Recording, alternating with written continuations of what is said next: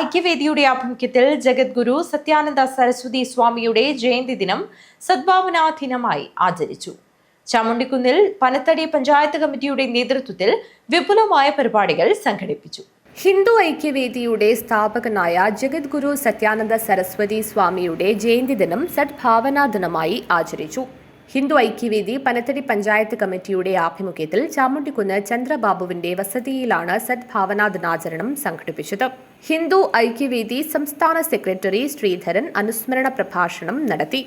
കാസർഗോഡ് ജില്ലാ സെക്രട്ടറി രാജൻ മൂളിയാർ മുഖ്യപ്രഭാഷണം നടത്തി.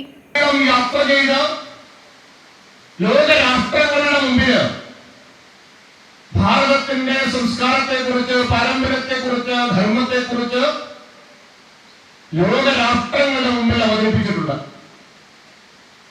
എന്നാൽ കേരള നവോത്ഥാന ചരിത്രം തുടങ്ങിയതിനു ശേഷമുള്ള കാലഘട്ടത്തില്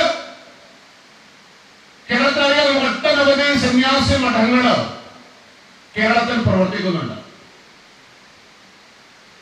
അവരാശ്രമവും അതോടനുബന്ധിച്ചുള്ള സേവന പ്രവർത്തനങ്ങളും മറ്റു തരത്തിലുള്ള സാമൂഹിക പ്രവർത്തനങ്ങളിൽ ഏർപ്പെട്ടിരിക്കുന്നു.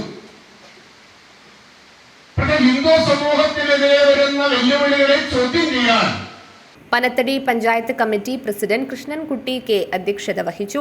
ചടങ്ങിൽ പരമേശ്വരൻ നായർ, സി കൃഷ്ണൻ എന്നിവരെ ആദരിച്ചു. അയന വിയെ അനുമോദിക്കുകയും ചെയ്തു.